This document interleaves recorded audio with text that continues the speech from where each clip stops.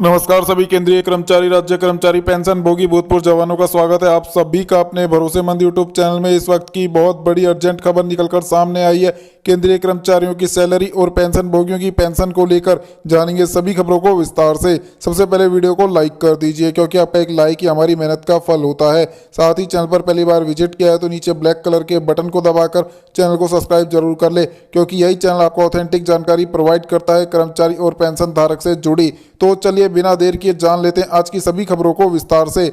बड़ी खबर की बात करें तो देश के 1 करोड़ पेंशन धारकों के लिए बहुत बड़ी खुशखबरी निकलकर सामने आई है। अक्सर देखा गया है कि पेंशन भोगी अभाव में अपना जीवन जीते हैं क्योंकि उनकी पेंशन काफी कम रहती है।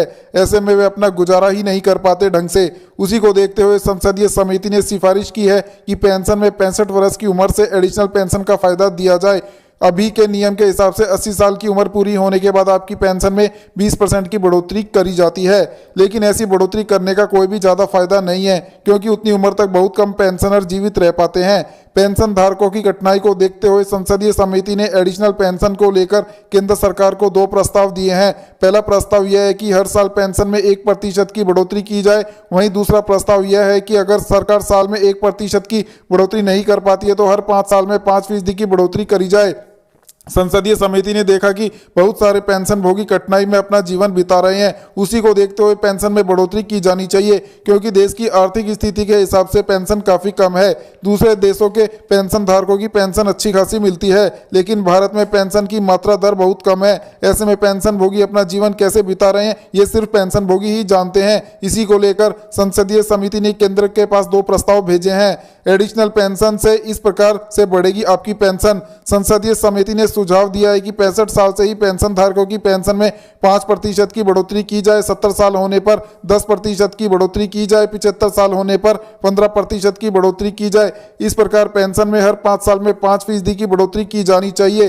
अगर ऐसा नहीं हो पाता है तो केंद्र सरकार 1 साल में 1% की बढ़ोतरी की जानी चाहिए पेंशन में। अभी के नियम के हिसाब से 80 साल पूर्ण होने के बाद आपकी पेंशन में 20% की बढ़ोतरी की जाती है, 85 साल होने पर 30% की बढ़ोतरी की जाती है, 90 साल पूरी होने पर 40% की बढ़ोतरी की जाती है। वहीं 100 साल होने पर पेंशन में 100% की बढ़ोतरी की जाती है। एडिशनल पेंशन लागू होते ही मिल जाएगा बड़ा फायदा। संसदीय समिति की सिफारिश के अनुसार अगर एडिशनल पेंशन के हिसाब से पेंशन में बढ़ोतरी होती है तो बेसिक पेंशन में 65 साल से ही 5% की बढ़ोतरी की जाएगी। उदाहरण के तौर पर मान लीजिए किसी पेंशन भोगी की बेसिक पेंशन 20,000 रुपए है तो 5% की बढ़ोतरी होने के बाद पेंशन में सीधे तौर पर 1,000 रुपए की बढ़ोतरी की जाएगी। उसी हिसाब से नई बेसिक पे 21,000 रुपए हो जाएगी। इसके ऊपर आपको महंगाई भत्ते का भुगतान किया जाएगा। इस प्रकार देखा जाए तो आपकी पेंशन में 2,000 रुपए सीधे तौर पर बढ़ जाएंगे। राज्य सरकारों के पेंशन धारकों को मिलता है इसका फायदा।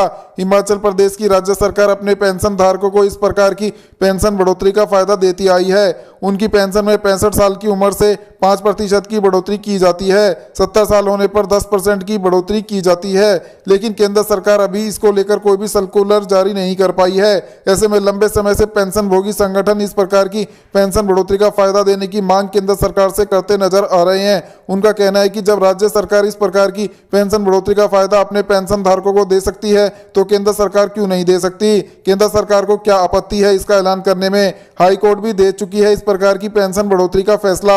आपको बता दूं कि गुवाहाटी हाई कोर्ट ने फैसला दिया था कि पेंशन धारक की पेंशन 79 साल की उम्र पूरी करते ही बढ़ाई दी जानी चाहिए। उसके बाद मद्रास हाई कोर्ट ने भी इस निर्णय को सही ठहराया था। उसके बाद दिल्ली एएफटी में भी इस निर्णय के ऊपर मोहर लगाई थी। फिर भी केंद्र सरकार इसको लेकर अभी तक कोई भी फैसला नहीं कर पाई है। यह काफी सोचने वाला मुद्दा है। केंद्र सरकार का बड़ा फैसला, वह विभाग से मांगी गई रिपोर्ट, विभागों से पेंशन धारकों का डेटा मंगवाया। संसदीय समिति की सिफारिश के बाद केंद्र सरकार ने सभी विभागों से पेंशन धारकों का 110वीं रिपोर्ट का हवाला देकर डाटा मंगवाया है। कितने पेंशन भोगी 65 साल के हैं, कितने पेंशन भोगी 70 साल के हैं, कितने पेंशन भोगी 75 साल के हैं। इस प्रकार से विभागों से डाटा केंद्र सरकार को सौंप दिया है और केंद्र सरकार ने इस डाटा का वह विभाग के पास मंजूरी के लिए भेज दिया है।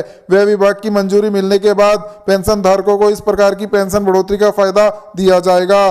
क्या है अभी का नियम? पेंशन धारकों की पेंशन में बढ़ोतरी का अभी का नियम कहता है कि पेंशन धारक जब 80 साल के हो जाएंगे तो उनकी पेंशन में 20% की बढ़ोतरी की जाएगी। 85 साल होने पर 30% की बढ़ोतरी होती है। 90 साल होने पर 40% की बढ़ोतरी होती है। वहीं 95 साल होने पर 50% की बढ़ोतरी होती है। वहीं 100 साल पूरा होने पर 100 साल की एडिशनल पेंशन का फायदा आपको दिया जाता है। वहीं अगली बड़ी अपडेट की बात करें तो केंद्र सरकार के कर्मचारी पेंशन धारकों के लिए गुड न्यूज निकलकर सामने आई है। 8वें वेतन आयोग को लेकर बड़ी अपडेट है। नवंबर महीने में केंद्र सरकार ने कर्मचारी और पेंशन भोगियों के महंगाई भत्ते में बढ़ोतरी की थी। कर्मचारियों के और पेंशन भोगियों का महंगाई भत्ता महंगाई राहत 42 से बढ़ाकर 46% कर दिया था। 4 महीने का एरियर कर्मचारी और पेंशन भोगियों को भुगतान करके दे दिया गया था, जिसके बाद दोबारा से एक बार खुशखबरी निकलकर सामने आई है। केंद्र सरकार हर 10 साल पे वेतन आयोग लाती है। चौथा वेतन आयोग 1 जनवरी 1986 को आया था। 5वां वेतन आयोग 1 जनवरी 1996 में आया था। वहीं 6ठा वेतन आयोग 1 जनवरी 2006 को आया था। उसके बाद 7वां वेतन आयोग 1 जनवरी 2016 से लागू किया गया था, जो अभी तक लागू है। अब कायदे से 1 जनवरी 2026 से 8वें वेतन आयोग को आ जाना चाहिए, लेकिन 7वें वेतन में एक सिफारिश की गई थी जिसमें कहा गया था कि वेतन आयोग लाने की कोई भी जरूरत नहीं है। 7वें वेतन आयोग की जो सिफारिश थी उसमें कहा गया था कि वेतन आयोग न लाकर सैलरी पेंशन में बढ़ोतरी महंगाई के हिसाब से की जानी चाहिए। जैसे जैसे महंगाई बढ़ती है उस हिसाब से सैलरी और पेंशन में बढ़ोतरी की जाए। अगर वह लागू होता है तो आपकी सैलरी और पेंशन 1 जनवरी 2024 से बढ़ जाएगी, क्योंकि नियम है कि जब महंगाई भत्ता 50% को क्रॉस करेगा तब आपकी सैलरी और पेंशन बढ़ोतरी करनी होगी। इस हिसाब से 1 जनवरी 2024 में कुल डीए 50% हो जाएगा, जिससे सैलरी और पेंशन में ऑटोमेटिक बढ़ोतरी हो जाएगी। फिटमेंट फैक्टर 3.0 पर लगेगी मुहर। कर्मचारी यूनियन लगातार कोशिश कर रही है कि 8वें वेतन आयोग को लेकर कमेटी का गठन किया जाए, लेकिन केंद्र सरकार इसके मूड में नहीं है। केंद्र सरकार 8वें वेतन आयोग को लेकर गंभीर नहीं दिखाई दे रही है। ऐसे में उम्मीद की जा रही है कि एक्वायर्ड फार्मूले के हिसाब से सैलरी और पेंशन बढ़ाई जानी चाहिए। अब इस हिसाब से बढ़ोतरी की जाती है तो 1 जनवरी 2024 से आपकी बेसिक सैलरी और बेसिक पेंशन में सुधार किया जाएगा। दिसंबर 2023 की अंतिम बेसिक जो होगी उसको आधार मानकर फिटमेंट फैक्टर 3.0 से गुणा करके आपकी सैलरी और पेंशन बढ़ाई जाएगी। 1 जनवरी 2024 से 50% हो जाएगा महंगाई भत्ता। कितनी बढ़ेगी आपकी सैलरी और पेंशन? केंद्र सरकार अगर 8वां वेतन आयोग ना लाकर एक्वायर्ड फार्मूले के हिसाब से सैलरी और पेंशन बढ़ाती है तो फिटमेंट फैक्टर 3.0 से गुणा करने के बाद आपकी सैलरी और पेंशन बढ़ानी पड़ेगी। इसके साथ साथ डीए 50% होते ही बेसिक में मर्ज हो जाएगा और आपको नई बेसिक पे का भुगतान करके दिया जाएगा। इसके बाद नई बेसिक पे के ऊपर आपको डीए का भुगतान भी करके दिया जाएगा। 48 जेसीएम मीटिंग में की गई थी चर्चा।